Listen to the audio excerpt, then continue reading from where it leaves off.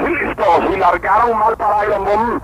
Quedó último pero cerca con velocidad Zaperoco. Viene al primer lugar, persigue por dentro Guachimán con el favorito Fusman. En el cuarto Juan Torón, en el quinto corre Leal, en el sexto Equilibrio, séptimo corre Rebellion. En el octavo lanza por fuera el caballo West Hall junto con el Compulso. Enseguida por último corre Gran Silvestre y último quedó tal como partió el ejemplar, el número 6 Iron Boom. Del primero al último hay unos 15 cuerpos, 22 cos.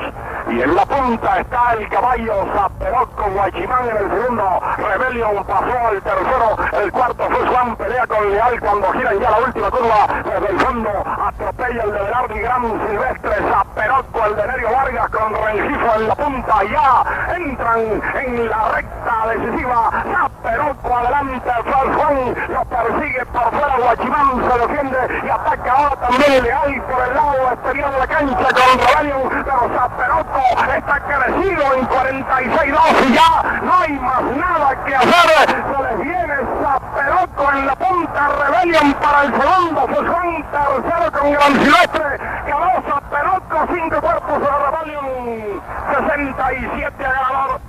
Tercero fue Juan, cuarto Gran Silvestre, quinto Leal, sexto Gran Fontorena, séptimo Guachimán, octavo para el 9 West Horse. Bueno, Zaperoco brincó la punta y Rengifo se hace otra vez líder solitario en la estadística para jinetes. Presentó Nerio Vargas para los colores del Stuart Lee Polka, los mismos colores de la campeona La Bandera en la década de los 70.